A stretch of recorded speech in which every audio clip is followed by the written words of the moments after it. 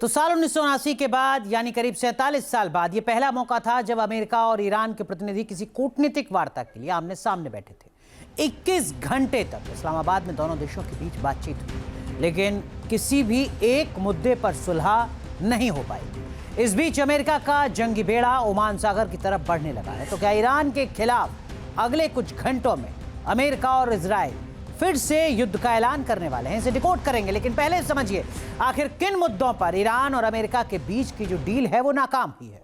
ईरानी विदेश मंत्रालय के मुताबिक अमेरिका और ईरान के बीच वार्ता नाकाम होने की वजह कई हैं।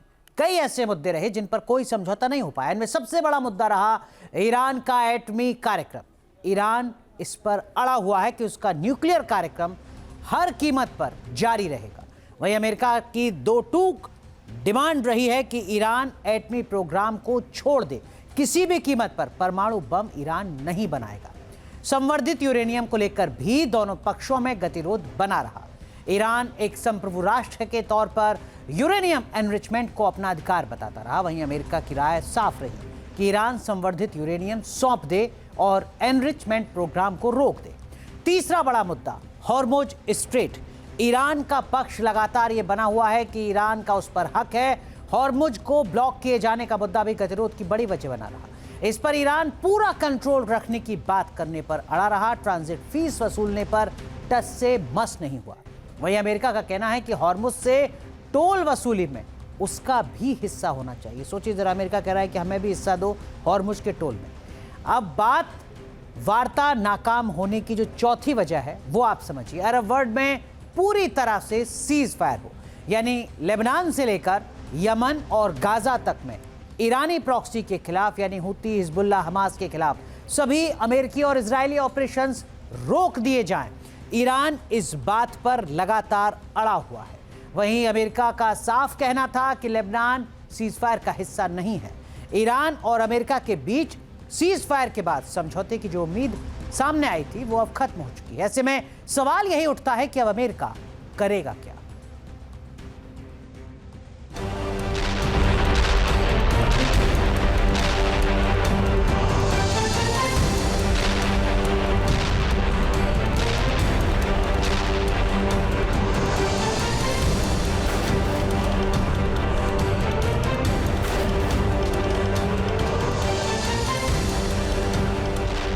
अमेरिका के बीच 7 हफ्तों तक भीषण युद्ध हुआ।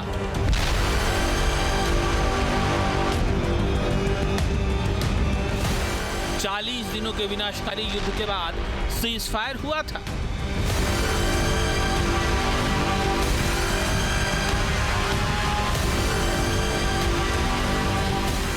ईरान पर हजारों टन बारूद बरसा, सैकड़ों इमारतें जमींदोज कर दी गई, हजारों लोगों की मौत हुई।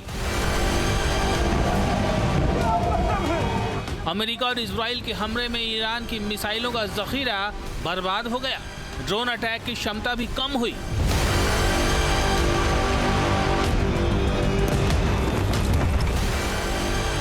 युद्ध विराम के बाद बातचीत की मेज सजी थी, लेकिन इस्लामाबाद टॉक्स नाकाम साबित हुई।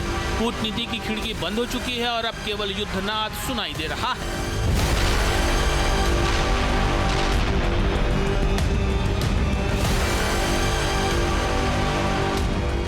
ईरान के खिलाफ अमेरिकी आर्मी के सुप्रीम कमांडर राष्ट्रपति डोनाल्ड ट्रंप का क्या प्लान है, उन्होंने खुद इस पोस्ट में साफ कर दिया है।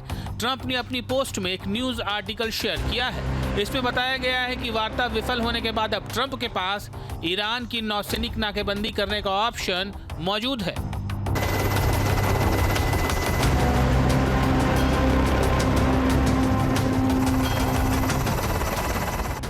इस्लामाबाद में अमेरिकी उपराष्ट्रपति जेडी वेंस ने बातचीत फेल होने का ऐलान किया। उधर अमेरिकी एयरफोर्स के कई भारी मालवाहक विमान सैन्य रसद और गोला बारूद लादकर मध्य पूर्व की ओर उड़ान भरने लगे।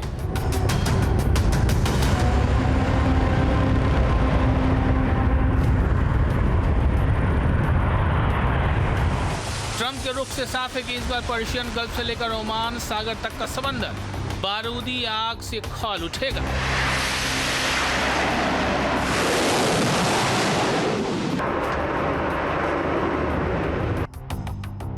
ऑपरेशन मादुरो का जिक्र कर अमेरिकी राष्ट्रपति ने साफ कर दिया है कि ईरान के खिलाफ उनकी योजना क्या क्या होने वाली है।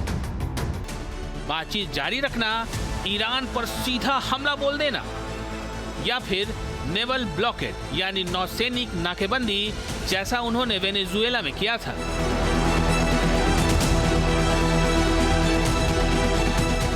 एक रिपोर्ट के मुताबिक राष्ट्रपति डोनाल्ड ट्रंप के पास एक ऐसा ट्रम्प कार्ड है जो ईरान की इकोनॉमी को मठिया में कर सकता है। ईरान की लाइफलाइन उसका तेल है। राष्ट्रपति ट्रंप की मैक्सिमम प्रेशर पॉलिसी का सेकंड फेज ज्यादा आक्रामक हो सकता है। अमेरिका ने ईरान पर पहले से ही आर्थिक प्रतिबंध लगा रखे हैं, लेकिन चीन जैसे देशों ने ईरानी तेल खरीदना जारी रखा है।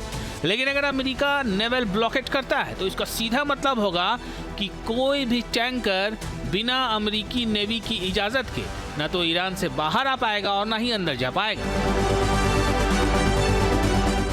लेकिन सवाल यह है कि क्या ट्रंप ईरान को इतना वक्त देंगे या फिर 40 दिनों तक अमेरिका और इजरायली हमले का प्रहार झेलकर पस्त और कमजोर हो चुके ईरान पर भीषण हमला बोल देंगे। अमेरिकी आर्मी ईरान के बुनियादी ढांचे पर सीधा हमला बोल सकती है।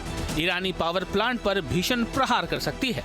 राष्ट्रपति ट्रंप ईरानी क्रूड ऑयल के सबसे बड़े निर्यात सेंटर खार्ग द्वीप पर ग्राउंड ऑपरेशन कर इस पर कब्जा कर सकते हैं।